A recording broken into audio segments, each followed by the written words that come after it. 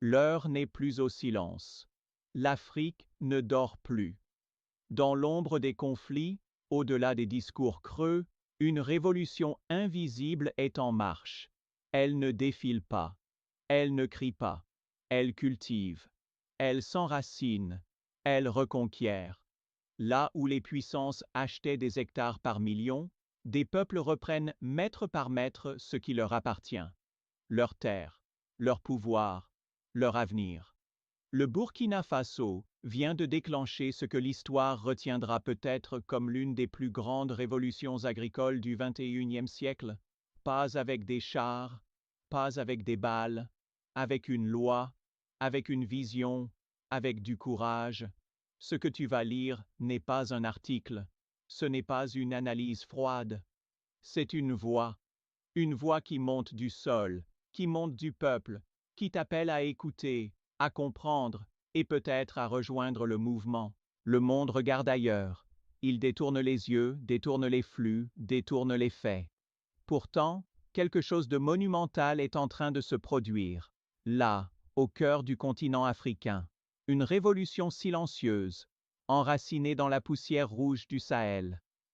Une réforme agricole qui n'a rien d'anodin, rien de technique, c'est une rupture.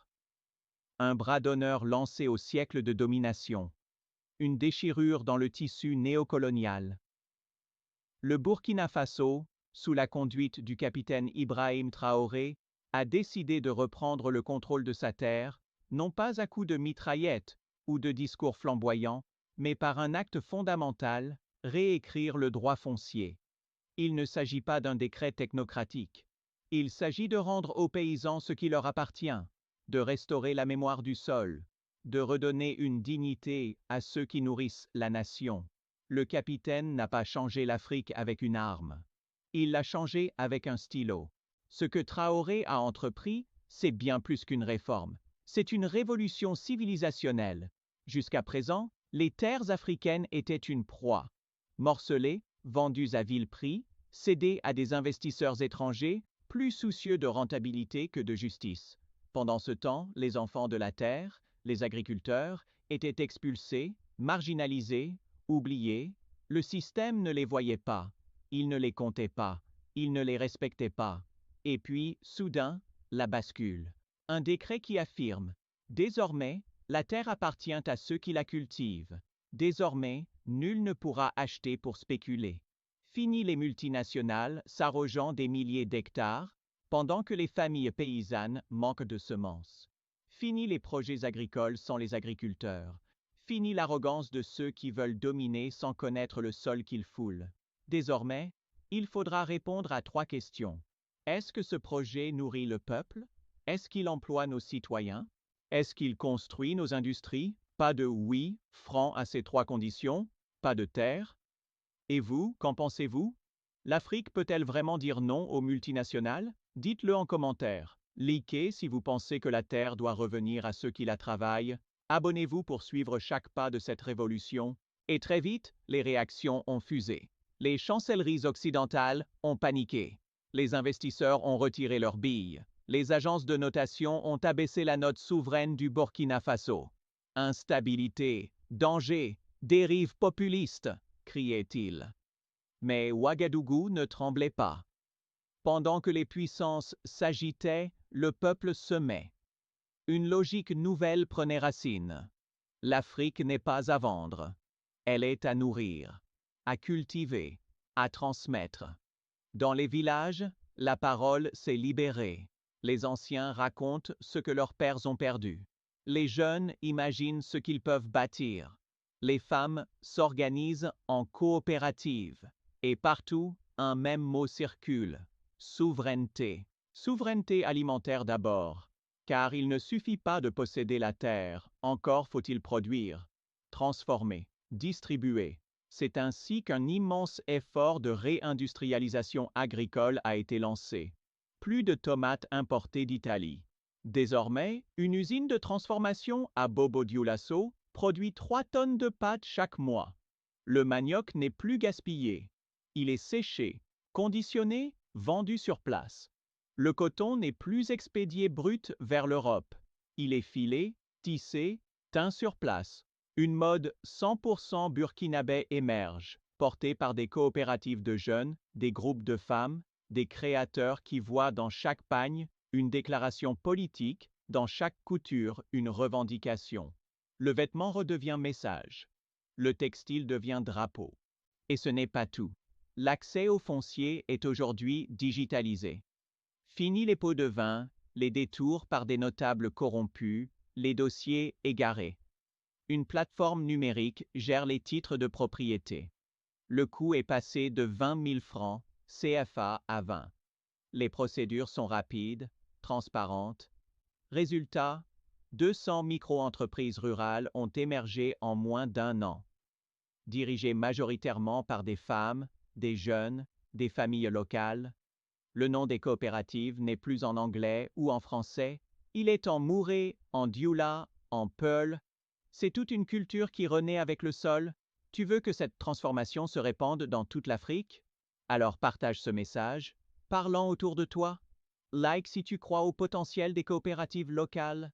Et surtout, abonne-toi à Réveil africain pour ne jamais rater les prochains modèles inspirants. Et puis, la modernité est au rendez-vous. L'agriculture au Burkina Faso devient intelligente, connectée, sobre. Les villages ont accès à des machines collectives, à des assurances climatiques, à des outils mobiles.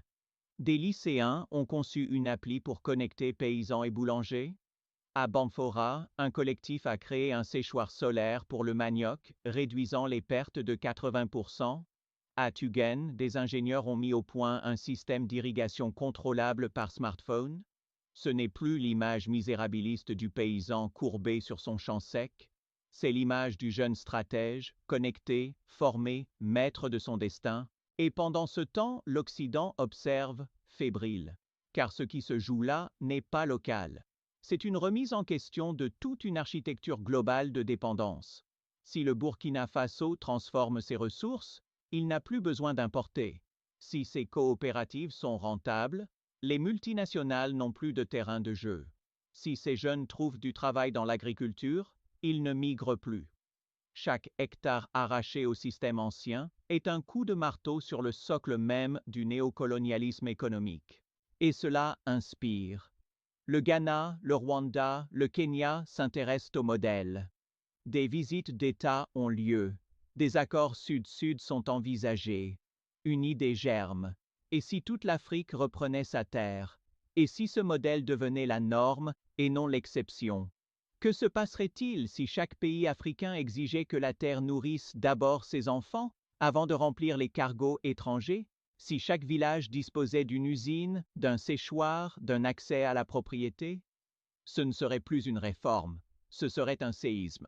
Et pendant ce temps, Traoré continue, implacable. Il ne parle pas beaucoup.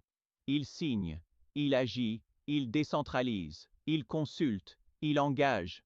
Son projet n'est pas parfait, il n'est pas idéalisé, mais il est radicalement juste. Il ne propose pas une vengeance, il propose une mémoire restaurée. Il ne cherche pas à humilier les puissances. Il cherche à redonner le sol aux mains qui le travaillent.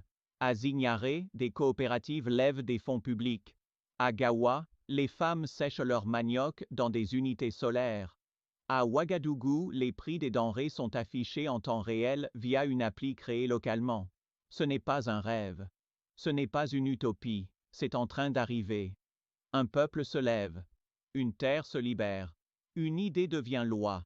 Et bientôt, une loi deviendra contagieuse. Ce que fait le Burkina Faso aujourd'hui, des millions d'autres pourraient le faire demain. Mais pour que ce feu s'étende, il faut que tu souffles dessus. Si tu ressens quelque chose après cette lecture, si ton cœur bat plus fort, si tes pensées bousculent tes habitudes, alors ne laisse pas ce texte mourir dans le silence. Commente ce que tu penses. D'accord ou pas d'accord, mais exprime-toi. Like si tu veux que ce combat soit vu, entendu, partagé. Abonne-toi à la chaîne Réveil africain pour ne pas rater la suite de cette révolution silencieuse mais inarrêtable. Parce qu'un jour, ce ne sera plus un texte, ce sera ta réalité.